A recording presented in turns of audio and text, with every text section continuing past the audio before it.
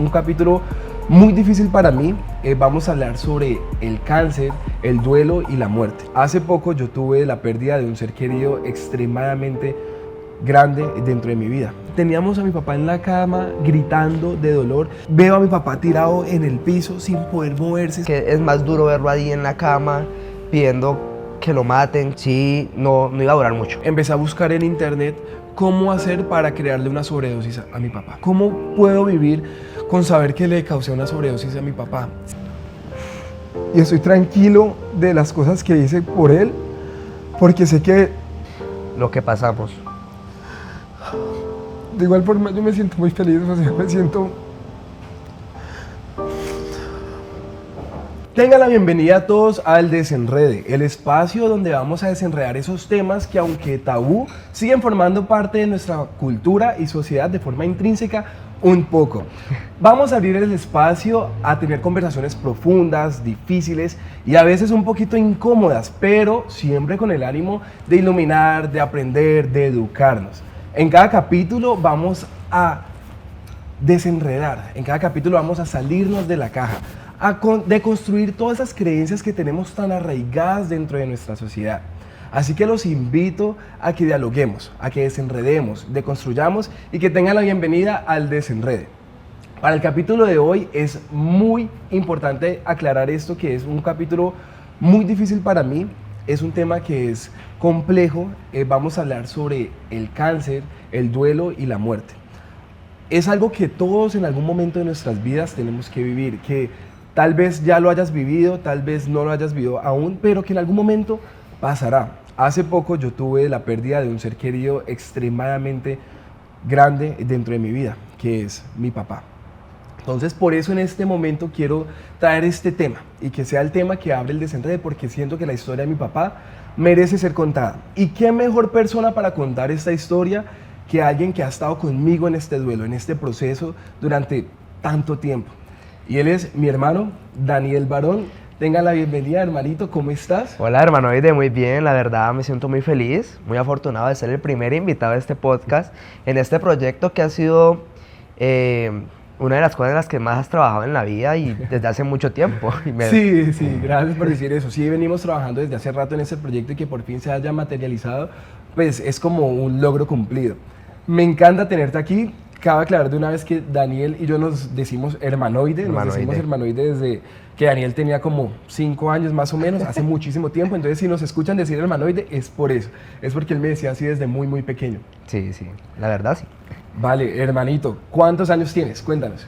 Tengo 18 años. Esto es muy chévere porque vamos a contar cómo lo vive Daniel con 18 años y yo con 28, que estamos como en la misma familia, pero lo vivimos de forma diferente y eso es lo chévere, que eso es lo que queremos desenredar hoy, porque es que incluso siendo un familiar de la misma familia, lo vivimos de forma diferente. 10 años de diferencia. 10 años de diferencia, así es.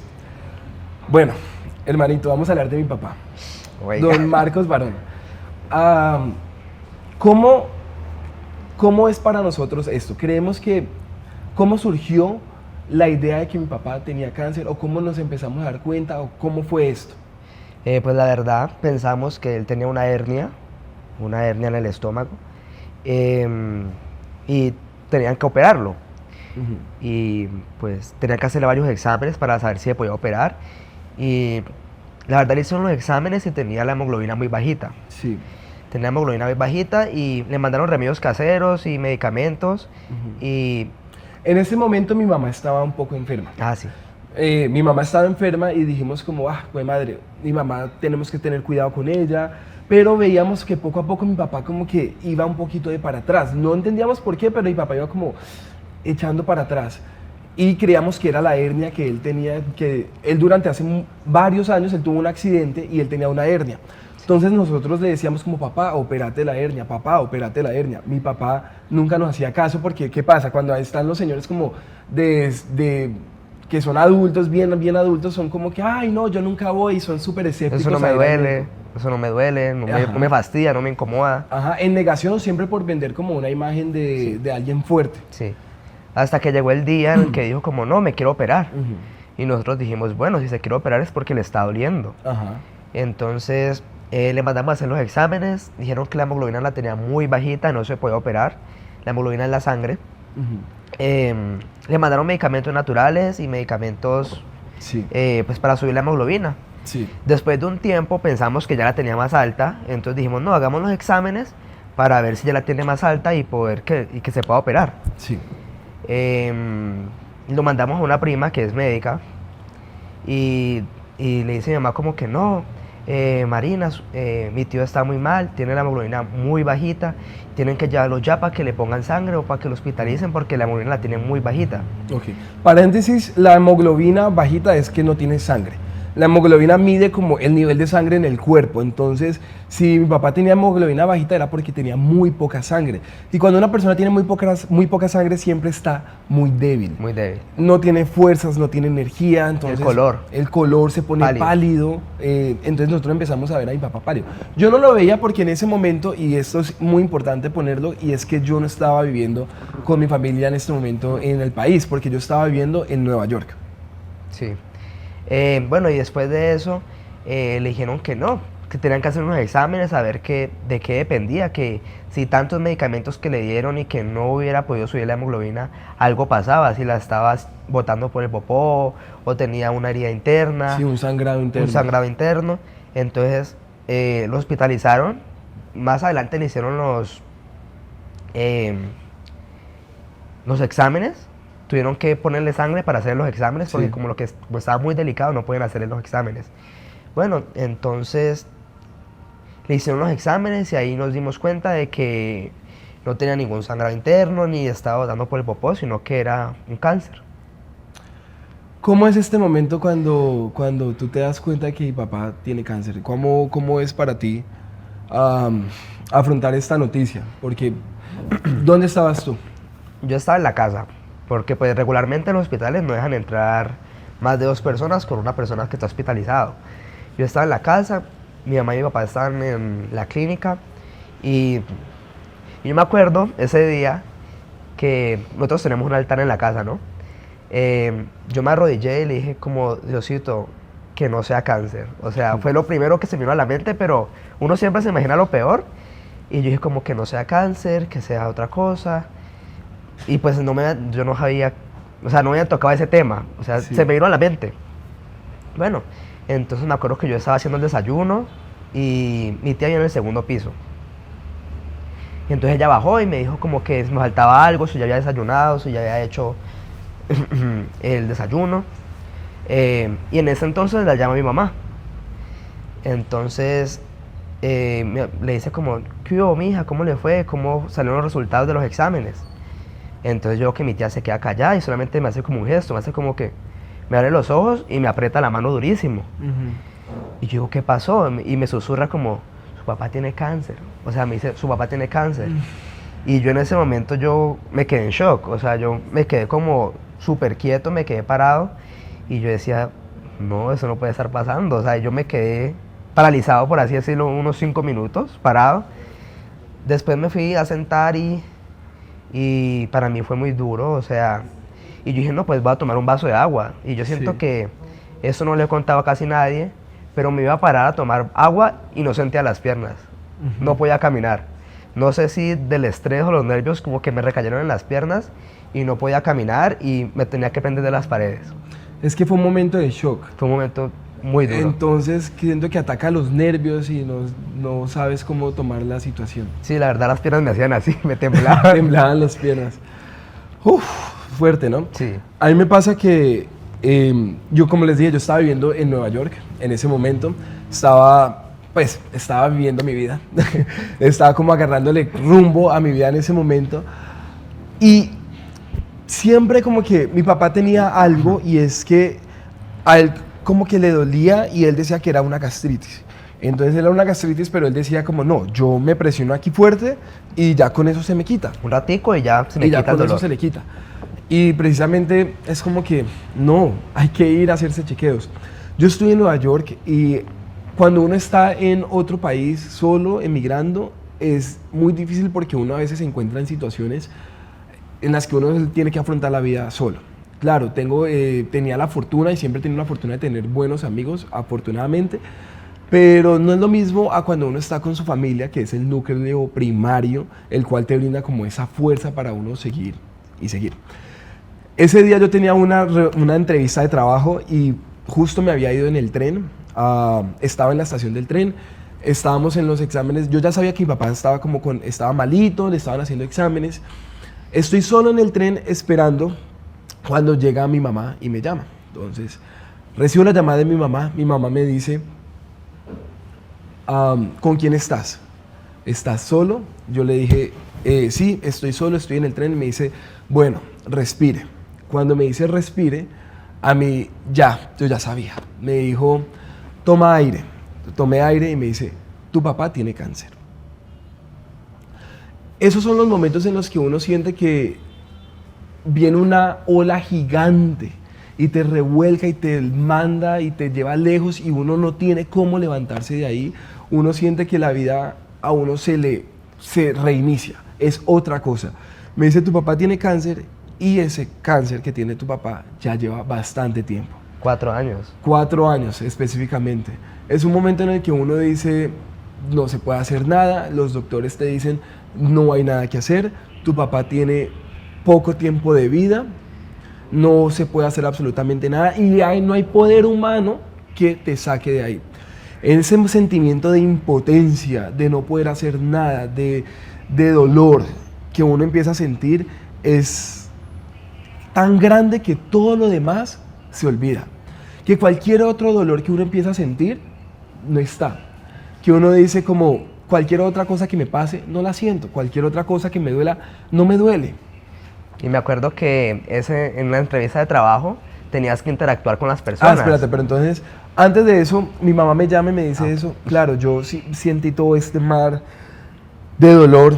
Yo me quedo quieto, cuelgo, mi mamá me dice, vamos a respirar. Inmediatamente, pues, yo empiezo a llorar, cuelgo, y es como... Uno ¿qué hace en ese momento? Yo empecé a llorar y a llorar y a llorar. Me monto en el tren, estoy solo en el tren y empiezo a llorar y justo iba para una entrevista de trabajo, pero yo dije como, empecé a llamar a mis amigos. Yo como, no puedo, esto me está pasando. Una amiga, Isabela, me dice, vente para mi trabajo, te tomas algo. Me fui para allá, yo tenía que ser fuerte, intentar ser fuerte, pero es que es imposible, es en el momento, uno no puede, uno no tiene fuerzas de nada. Yo llegué al trabajo de mi amiga, no fui a la entrevista todavía, llegué al trabajo de mi amiga, me senté y me dio un vaso lleno de tequila. Me lo tomé todito, me tomé todo ese vaso lleno de tequila y me puse a llorar y era ahí sentado y analizando como en qué momento pasa esto, en qué momento estoy en este momento de mi vida, en qué momento uno está ahí, ¿cierto? Porque uno siempre escucha que, ay, el papá de tal se murió, la mamá de tal se murió, tal persona se murió, pero uno no cree que eso le va a pasar a uno. Uno siempre lo ve lejano. Y cuando le pasa a uno, uno no lo cree, es un poco una negación. Como un sueño. Es como mentira, uno siempre empieza a sentir que es una mentira y que es una pesadilla que no se acaba, que parece no tener fin, porque es que no tiene fin, de hecho. Entonces ese día me tocó, fui a la entrevista de trabajo, sonreí como podía, o sea, como no se podía. Y en efecto no me dieron ese trabajo, pero ese día iniciaba otro trabajo en la noche. Y ese trabajo era muy particular porque era bailar en un evento, es un evento grande, en unas fiestas grandotas en Nueva York. Y ahí tenía que animar a las personas, estaba como con unos outfits súper chéveres, una producción muy bacana. Y teníamos que animar a todas las personas, pero ¿cómo uno anima a alguien si uno no está bien? Ahí entendí que es el trabajo del artista. Sí, la verdad eso era muy duro. Tener que estar animando a las personas y cargar ese dolor por dentro. Ajá, exactamente.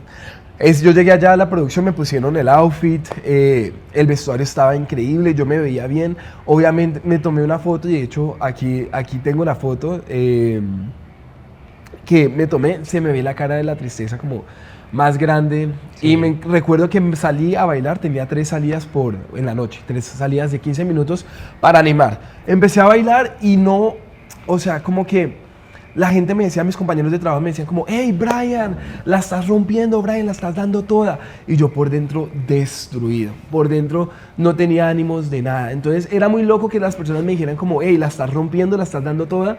y que yo por dentro no solamente estaba pensando en mi papá. Entonces ahí entendí que el trabajo del artista es difícil. El trabajo del artista es como verdaderamente tu vida es tu vida y el arte es el arte y tu trabajo tienes que cumplir con tu trabajo. Porque, ¿qué pasa? Que cuando me dicen esto, en mi núcleo familiar es mi mamá, mi papá, mi hermano y yo. Si mi papá, que es el principal proveedor de la casa, o sea, de donde están ellos tres, porque claro, yo me mantengo hace rato solo, independiente, pero ya llega un punto en el que uno dice como que, me van a tocar a empezar responsabilidades que de pronto no me atribuía a mí a esta edad. Porque, sin embargo, uno se vuelve así. Y eso que mi mamá también ha ayudado demasiado en la casa, o sea, los dos trabajan mucho. Los dos trabajan bastante. Entonces, como que yo dije, me quedo en Nueva York un momento porque tengo que trabajar más duro para ayudar a mi papá, porque mi papá en ese momento no estaba generando la misma cantidad de ingresos y ahí es donde uno se da cuenta que las enfermedades son supremamente costosas. Sí. ¿Qué pasa después? Bueno, yo ese día, pues yo me estaba quedando como una semana solo en la casa. Y pues ese día yo dije, no, yo no me quiero quedar solo. Yo no me quiero quedar solo y llamé a una amiga y me quedé en la casa de ella y pues les conté todo a las familias de ella y me puse a llorar, fue muy duro en ese momento. Y ya después, al otro día, pues estaban un poquito más calmados, pero ese dolor seguía, ¿sí me entiendes? Ese dolor fuerte aquí, como una presión en el pecho, seguía. Ya pude visitar a mi papá. Obviamente mi papá no sabía nada, no sabía absolutamente nada porque no se le había dicho. Y fui a visitarlo y estuve con él un buen tiempo. Me acuerdo que era como para esas fechas, era como para el Día del Padre. Era para el Día del Padre y yo le mandé a hacer un cuadro grandote de una foto con él y mía.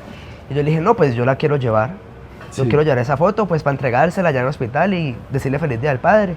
Y se la llevé y estuvimos allá un buen tiempo y ya me tocó volverme a la casa y seguir así viviendo pues solo en ese tiempo. Es muy duro porque en ese momento, como les decía que estaba trabajando en otro lado, para mí era horrible la lucha de tener que generar ingresos para proveer, pero a la vez tener que estar tan lejos de mi familia y saber que me quedaba muy poquito tiempo con mi papá y no poder verlo y de igual forma seguir trabajando solo para que él esté bien, para que mi familia esté bien y que se pueda seguir, porque uno se da cuenta que las enfermedades son bastante costosas y que el sistema de salud es bastante precario en nuestro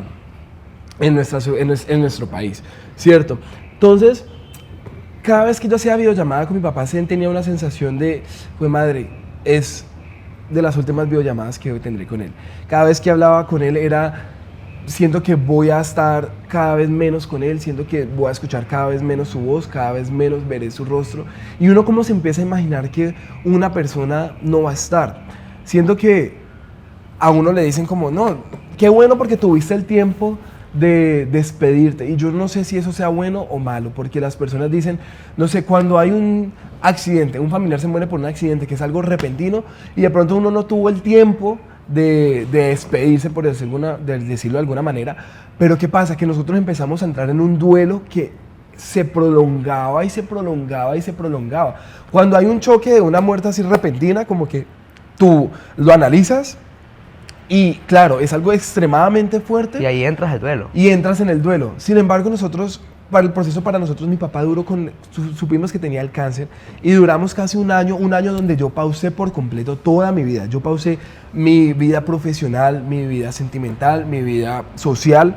Yo no tenía más en mi cabeza que trabajar por mi papá y vivir el duelo de mi papá. Entonces, es un duelo que sí, uno de pronto tenía la probabilidad de poder decirle cosas que de pronto uno jamás pensó que no se le podría decir, empezar a despedirse, por decirlo de alguna manera, pero uno jamás está preparado para la pérdida. Demostrarle mucho más amor, mucha más unión. Mucha más unión, exacto, muchísima más unión. Y que de pronto uno dice como que me estoy preparando. No, uno no está preparado, uno no está listo. Uno siempre dice que va a estar preparado, pero eso es muy duro el momento en el que se da cuenta.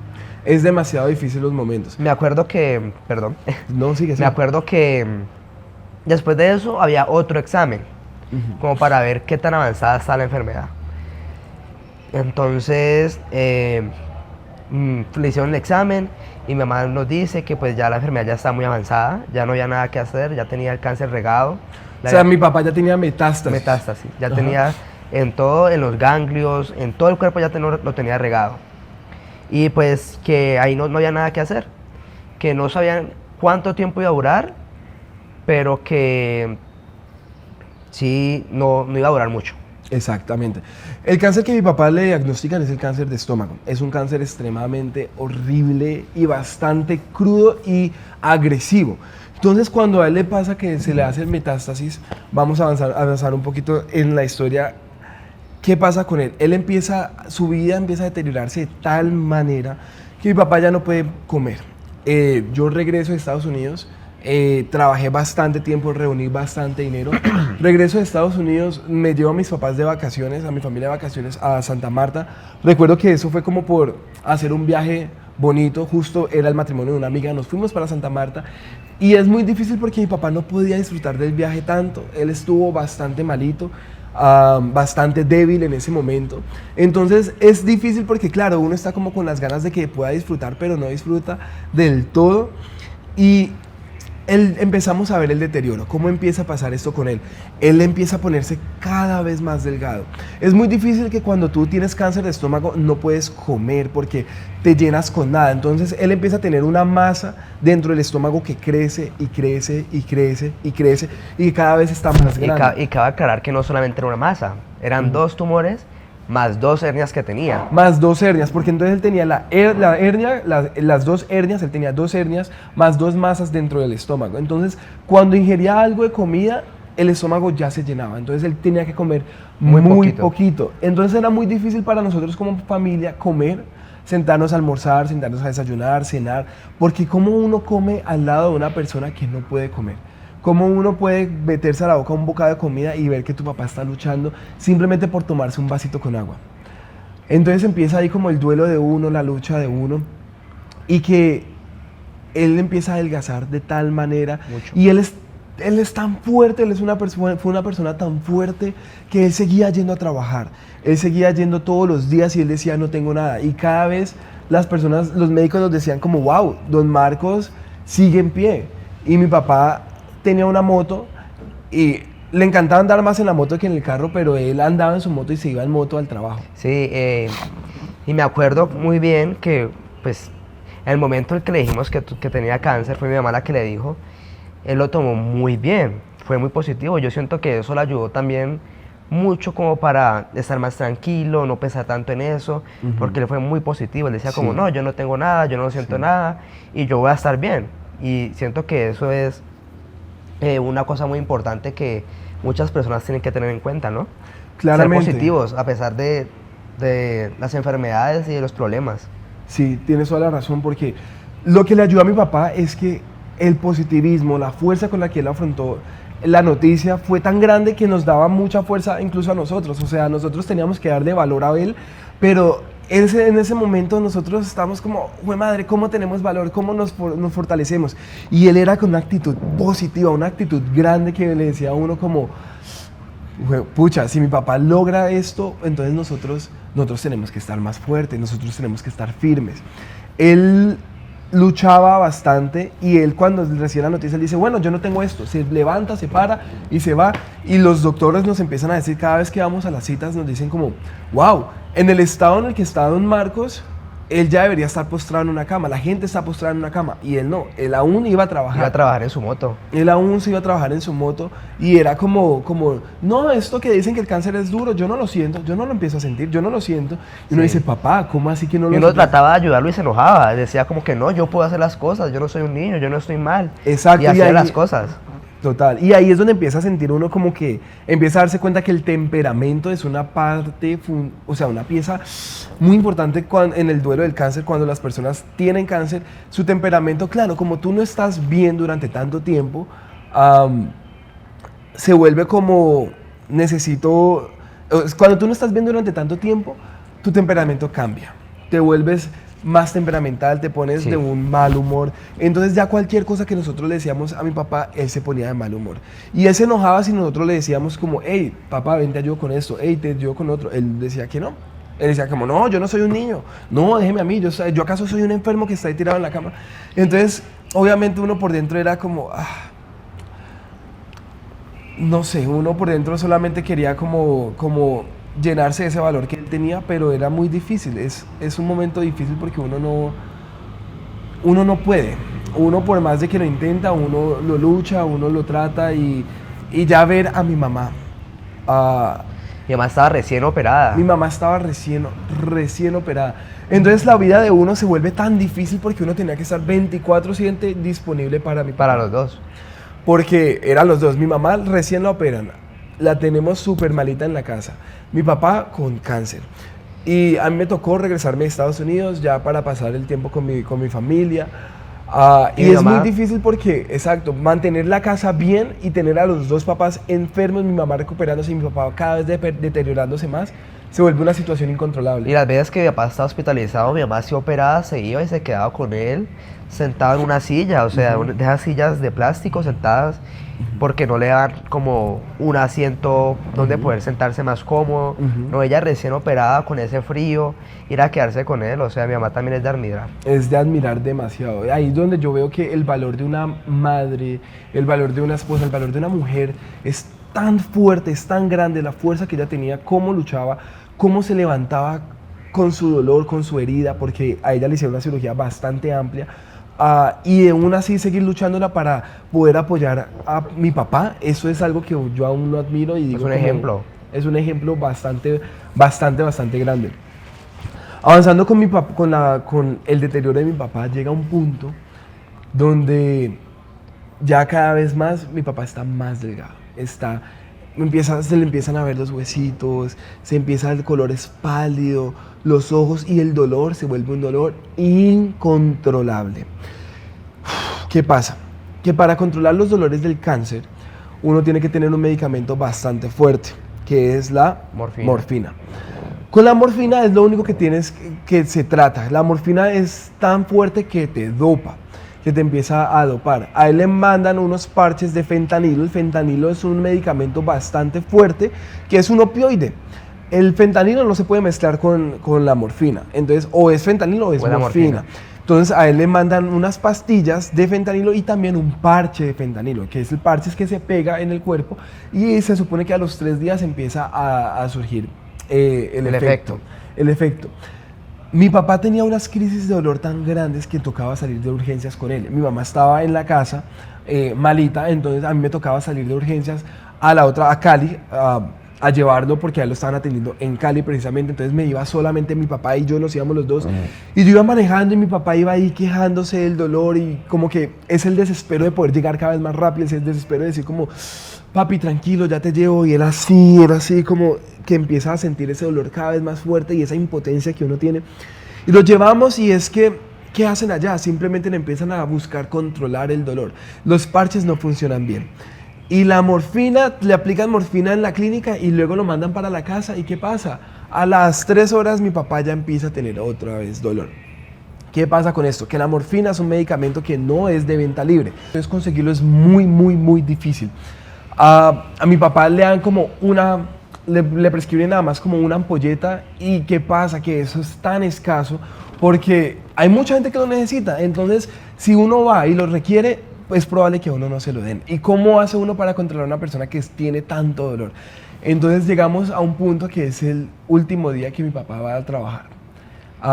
Ese día, es que él fue muy fuerte. Él fue hasta... Yo me acuerdo que en la moto de él se iba a trabajar en su moto y nos llegaban vecinos, gente diciéndonos como, no, es que vimos a don Marcos que se cayó y lo ayudamos a levantar, pero él se fue. Y él nunca nos decía eso, o sea, ya no tenía fuerza como para andar en la moto de él. Pero se negaba cuando le decíamos, papá, no te vayas en la moto, papá, yo te llevo. Entonces eran momentos en donde yo lo llevaba, pero había momentos en que él se iba. Y que uno decía como, ¿en qué momento? Y mi papá se iba y iba a la oficina. Y fuimos, de hecho, cuando él tiene la oficina, él queda como cerca de la casa de nosotros, más o menos. Cuando fuimos, pensamos que no estaba, la oficina estaba completamente cerrada. Y no sabemos dónde está mi papá. En ese momento yo abro la puerta de la oficina y veo a mi papá muy mal.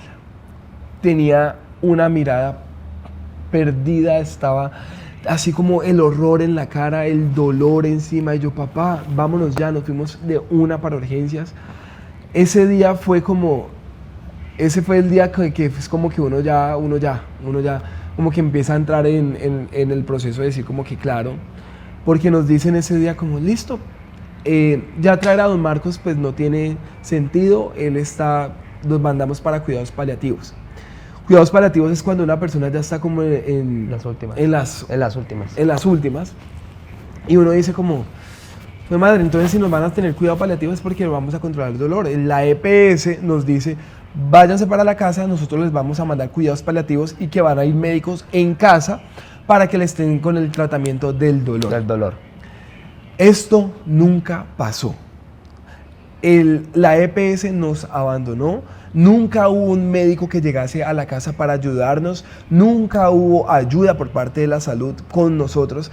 Mi papá se moría en nuestra casa y no hubo ninguna entidad que nos ayudara. No. Siempre nos decían como va a llegar y no, si no lo hacemos por parte de nuestras propias manos, no pasa. Y a lo último nos decían que el centro médico no tenía convenio con la EPS, o sea que prácticamente no iba a ir el médico en casa, que porque no tenía convenio el pero centro entonces, médico con la exacto, EPS. pero a nosotros nos dicen que sí tienen convenio, que sí nos van a poder el médico, y a mi papá le tienen que brindar una incapacidad. La incapacidad nos dicen, cuando vamos a reclamar la incapacidad, es que no, que tiene que venir don Marcos por ella, y es como, Para firmar y para poner la firmar huella. y poner la huella.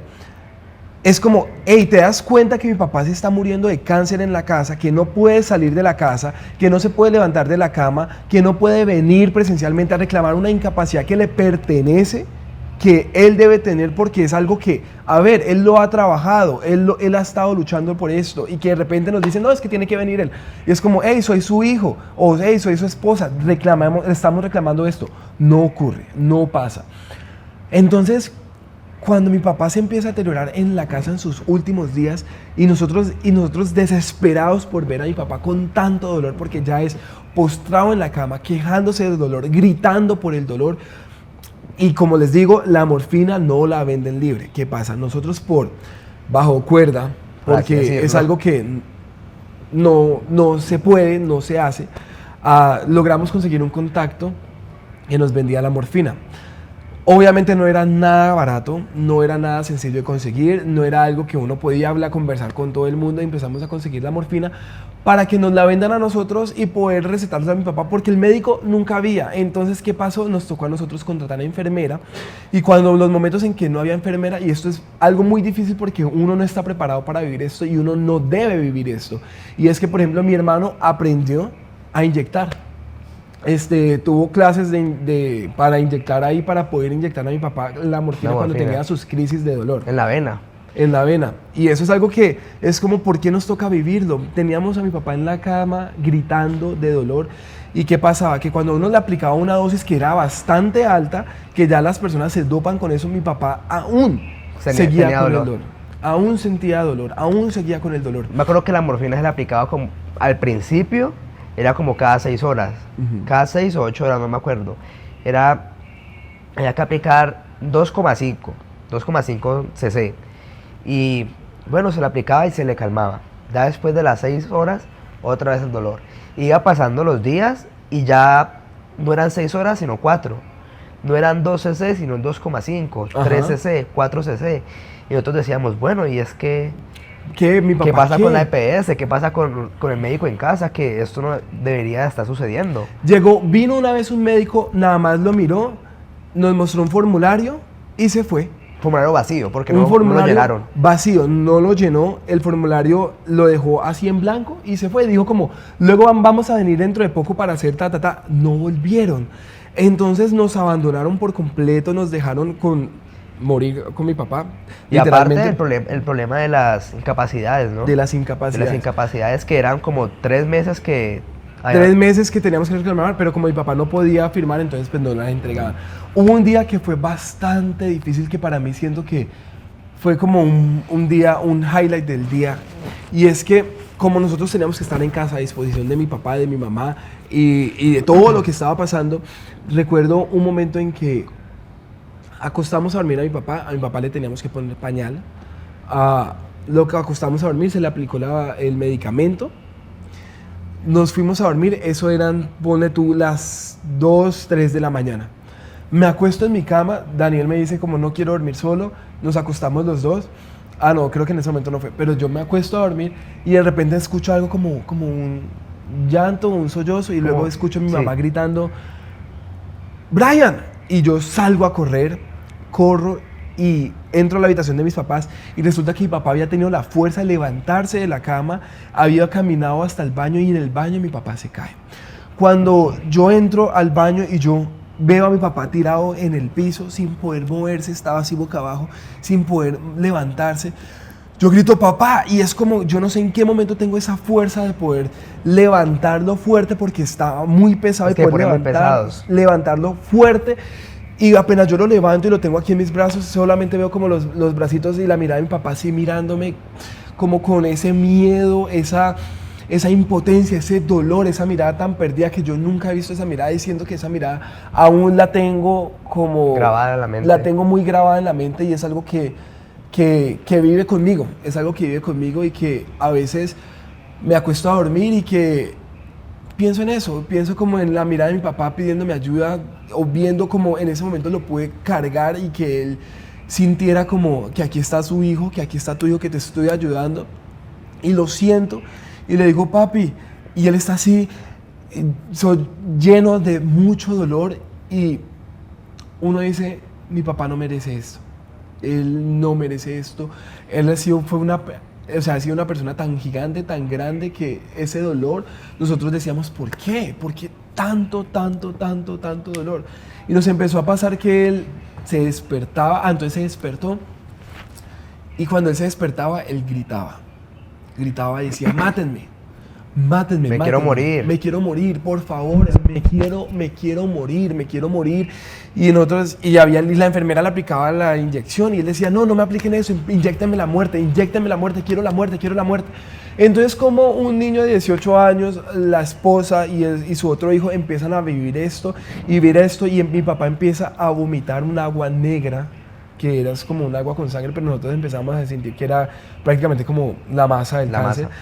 Y verlo en la cama vomitando estando en los huesos, haciéndose el cuerpo, que casi ya ni hacía porque no comía, entonces casi no hacía, pero sí orinaba. Y él gritando, me quiero morir. Uno cómo empieza a sentir eso, esa desesperación y uno cómo lo vive como familia. ¿Tú qué pensabas en esos momentos? No, pues yo decía que, uno piensa y uno dice como, no, ya está sufriendo mucho, lo mejor es que pues, se vaya a descansar. O sea, puede ser muy duro y todo, pero es que es más duro verlo ahí en la cama pidiendo que lo maten, diciendo que se quiere morir, es muy fuerte. O sea, uno dice como no, es mejor que se vaya a descansar.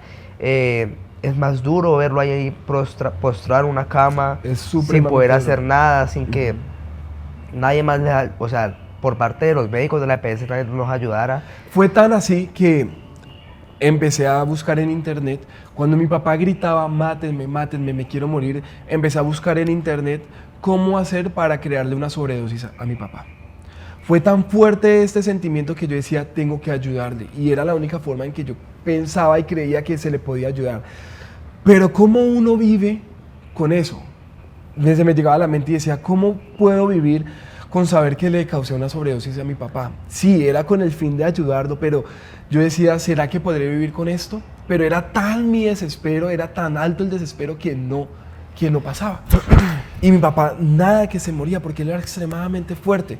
Entonces, dije, como esto no lo puedo hacer. La EPS nunca apareció nuevamente. Y hablamos con un médico que es una de las personas más altas en los cargos de la Asociación Colombiana de Oncología. Y él me dijo, Brian, vamos a hacer este procedimiento, muéstrame a tu papá. Se lo mostré inmediatamente. Él me dijo, ven, lo que vamos a hacer es, le vamos a aplicar esta dosis de morfina y eventualmente tu papá podrá descansar. Él me dijo como que, Brian, ¿estás consciente de lo que estamos haciendo? Yo le dije, sí, estoy supremamente consciente, hablamos con la enfermera. Es una decisión supremamente difícil y esas decisiones que uno dice como yo no sé si yo estoy preparado para tomar esa decisión en mi vida, porque uno jamás en la vida se imagina que tiene la vida del papá de uno en sus manos. Cabe aclarar que hicimos el procedimiento y mi papá siguió. No funcionó. Mi papá seguía vivo, mi papá seguía Sufriendo por el dolor. Y no solamente sufría mi papá, sufríamos nosotros. Nosotros. Era una pesadilla que no se acababa, era un dolor constante, un dolor que era... Siento que es un duelo tan difícil, es una batalla que vos no podés tener tranquilidad un segundo, porque vos te acostás y te despertás y estás en lo mismo. Y tras de todo el cansancio, porque no dormíamos mucho, o sea... Uno no duerme, exacto. No dormíamos absolutamente nada, teníamos que estar ahí con él a las 3, 4 de la mañana, poniéndole la morfina, inyectándolo, Durmiendo cambiándole el por él solito. pañal. Ajá. O sea, dormíamos como por momenticos, muy chiquiticos. Exactamente. Avanzando en esto, mi papá nos llevamos nos montamos una ambulancia, una prima que es médico nos dice, váyanse ya en una ambulancia y dicen lo que les está pasando en la clínica y que ayuden a que mi papá descanse. Eventualmente esto es lo que hacemos, sí nos ayudan un poco en la clínica, pero bajo unas condiciones bastante extrañas porque resulta que las clínicas, si la clínica es una clínica religiosa, va en contra de sus normas, ¿cierto? Entonces no nos estaban ayudando con eso y mi papá estaba en la camilla gritando y yo, papá... Eso que ya casi no hablaba, o sea, mi papá no hablaba. No hablaba. Solamente se quejaba, o sea, Solamente y se la quejaba. mirada era muy... Y la mirada, entonces uno solamente veía eso y es como que papi, yo ya te quiero ayudar y ya te vas a ir. Y ese momento en que uno le empieza a decir papi, descansa, papá, descansa,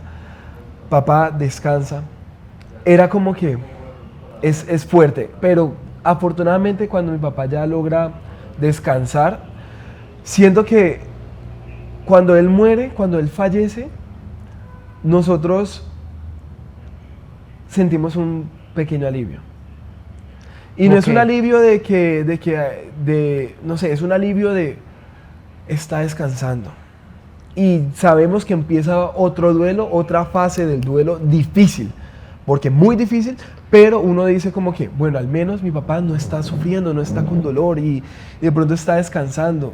Y sé que parece, pues como lo estamos contando, que parece que fue como en una semana, pero no, él sufrió mucho tiempo, tiempo. Este lapso de sufrimiento es lapso de unos... mi papá duró un año, casi dura un año. Casi un año con la la pues, enfermedad. Ya sabíamos grave. que tenía la enfermedad. Ajá. Pero este tiempo grave fue unos 3 meses, yo creo. 3 meses, pero así grave.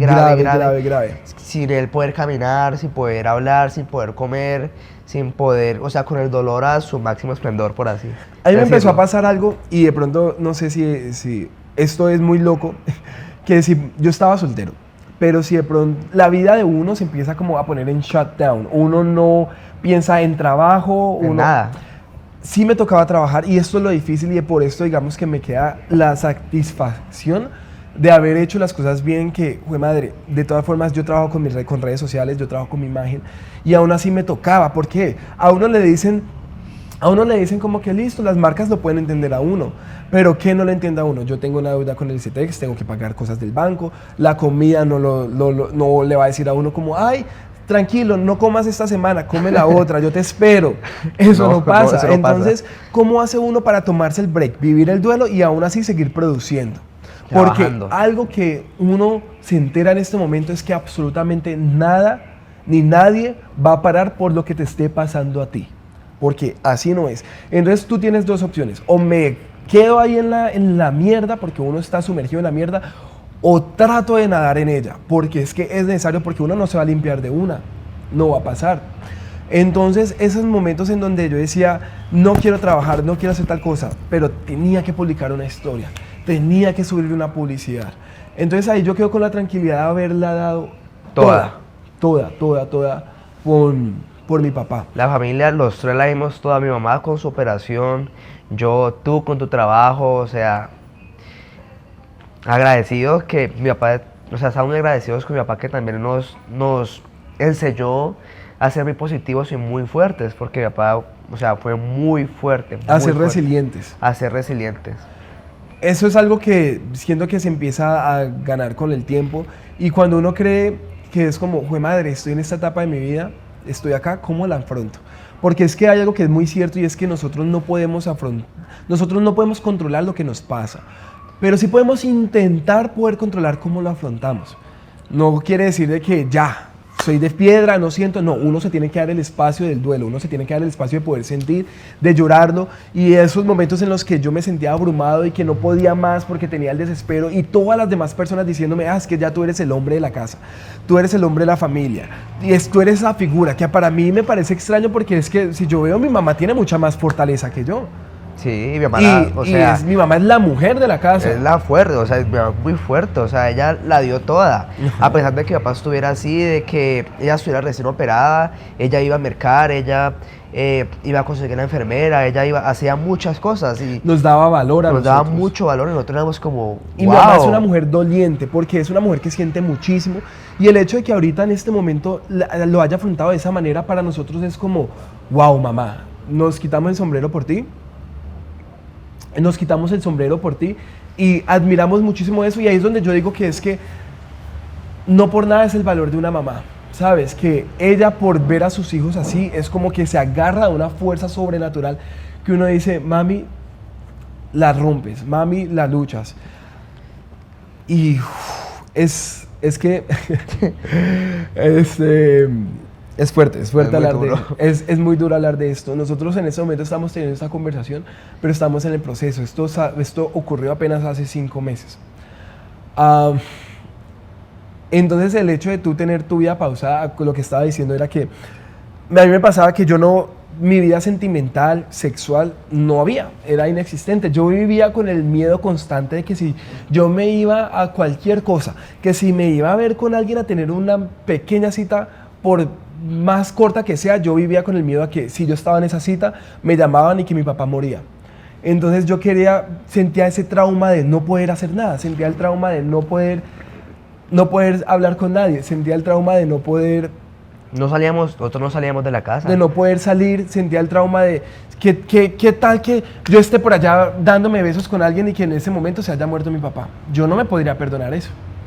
No me podría perdonar eso, y no podría vivir con eso nunca, porque es algo con lo que uno no está preparado para tomarlo. Entonces, por más tiempo de que uno haya vivido el duelo, por más tiempo de que uno haya dicho como no, yo puedo, yo soy fuerte, y con esta presión de que eres el hombre de la casa, el hombre grande de la casa, que eso a mí me rayaba muchísimo, porque era como, siento mucha presión encima, porque tenía mi trabajo, mi vida, tener que velar por la salud de mi mamá, velar por la salud de mi papá, estar fuerte para mi hermano, estar fuerte para afrontar todos los negocios que tenía mi papá, los negocios de la empresa de mi papá, la casa en sí en general. ¿Y en qué momento queda uno? ¿En qué momento uno dice como que estoy yo? Entonces, son esos momentos en los que yo sacaba espacios en que me iba para el gimnasio, cogía el carro, me iba y me prendía un porro solo y lloraba, y eran los momentos en donde podía llorar y no sentía que estaba en casa, sino que sentía que estaba solo y que podía por fin desahogarme y ser yo, y ser vulnerable, porque no era fácil ser vulnerable en casa, porque claro, no solamente estamos nosotros en casa, sino que empieza a llegar la tía, el primo, el sobrino, el abuelo, y todo el mundo diciéndole a uno, el hombre, no, pero es que usted tiene que afrontarlo todo bien, no, pero es que usted tiene que ser fuerte, hey Brian, ¿cómo así que te vas a poner a llorar ahorita? Tiene que ser, y es como, o sea, déjenme ser una persona doliente, déjenme ser un ser humano, que los seres humanos lloramos, los hombres también lloramos, y son situaciones en las que uno verdaderamente tiene que permitirse ser y permitirse sentir. Ahora, ya pasando, esto fue hace 5 meses, ¿cómo te sientes en el proceso en este momento al día de hoy? No, pues la verdad esto es un proceso muy duro, y yo sé que lo he dicho casi en todo el podcast, pero es la verdad. O sea, yo me imaginaba que iba a estarse mi papá cuando yo estuviera grande. Yo siempre le decía, y yo hablaba con él, yo le decía, no papá, tú me vas a ver crecer, tú me vas a ver trabajar, ser alguien en la vida, pues como uno dice. Y que eso ya no pase, es muy duro.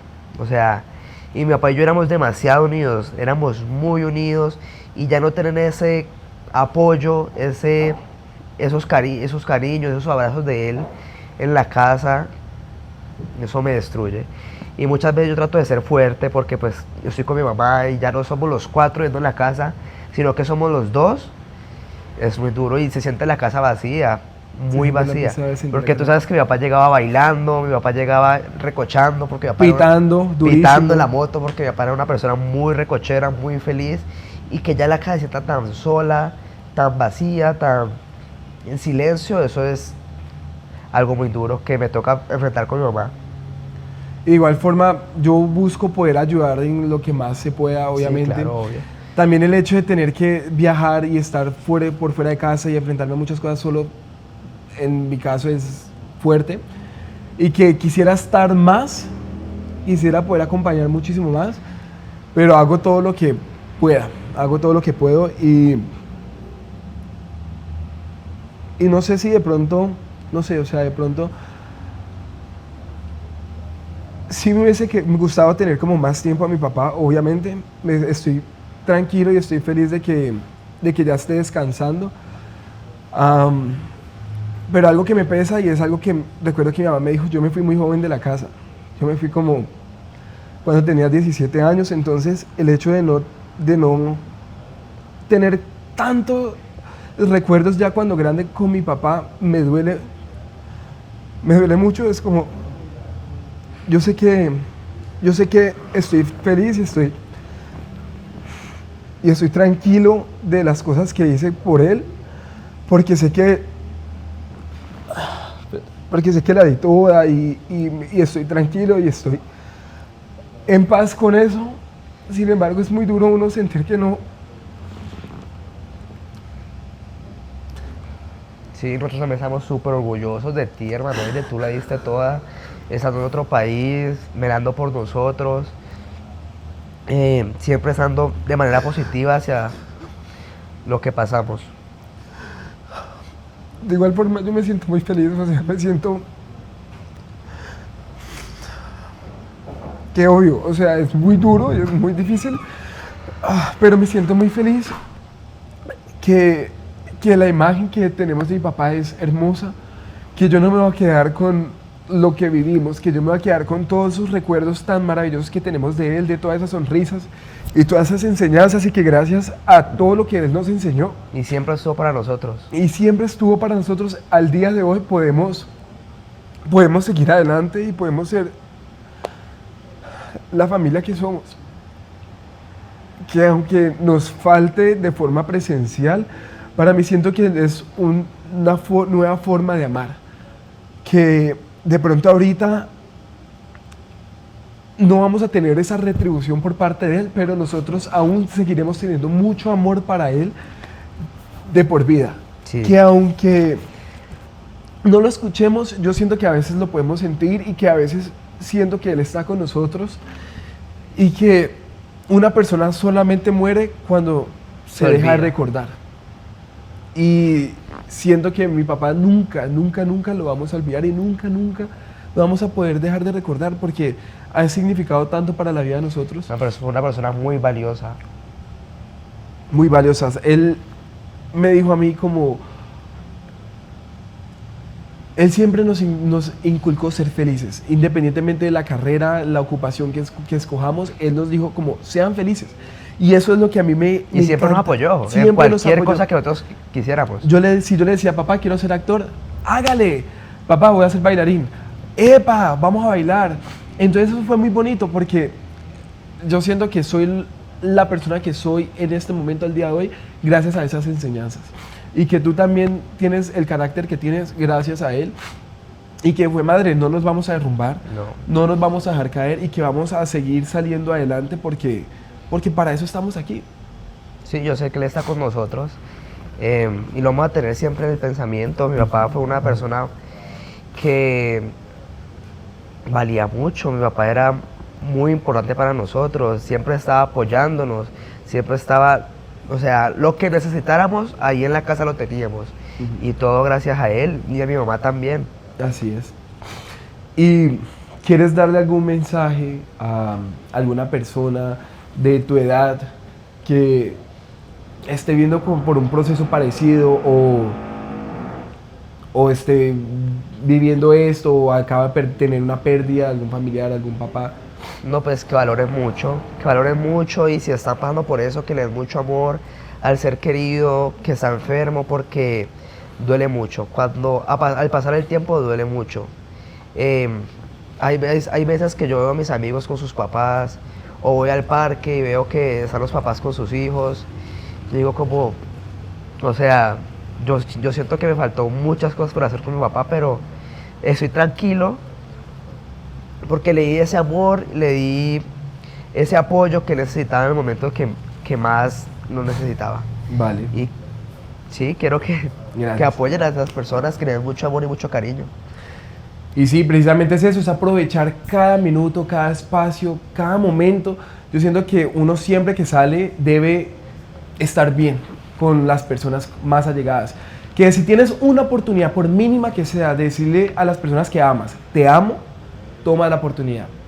Toma ese promedio. Positivos y felices. Mi papá nos enseñó eso. Exactamente, entonces es aprovechar el tiempo al máximo. Es no quedarse con lo que sientes por dentro. Hazle saber a la persona que tú la amas, con un gesto, con una palabra, con un abrazo, un beso, un detallito, por muy pequeño que sea, no tiene que ser algo material. Pero si tú en vida le demuestras a esa persona que la amas, eso te lo juro que te va a dar una paz, te va a dar una tranquilidad, no solamente por ti, sino por la otra persona, porque se va a sentir querida, se va a sentir amada. Y es lo que, en últimas, es lo que todos estamos buscando en este mundo, ¿no? Sentirnos amados y sentirnos queridos. Y bueno, muchísimas gracias, Dani. A ti, hermano, por invitarme. Estoy muy feliz de que podamos tener esta conversación que sé que es difícil, es dura para nosotros poder tenerla, pero que me emociona y me da mucha felicidad que por fin el desenrede se haya hecho y que sea con el tema y la historia de mi papá, que no quede ahí olvidada, porque es una historia que merece ser escuchada. Y me alegra haberla compartido contigo. Gracias, hermano, y a mí también. Para mí es un honor estar aquí sentado contigo. Muchísimas gracias a todas las personas que nos ven, que nos escuchan. Espero que este capítulo les haya gustado, que les haya tocado tanto como a nosotros. Que nos haya gustado y que les haya tocado tanto como a nosotros. El desenrede viene con muchísima fuerza. Vamos a desenredar muchísimos temas que siento que tal vez te puedas sentir identificado, que tal vez puedes aprender algo. Y si te gustó, recomiéndalo, compártelo, escúchalo. Y muchísimas gracias. Les voy a dejar aquí abajo mis redes sociales para que me encuentren y encuentren el desenrede por todos lados. Muchísimas gracias por estar aquí.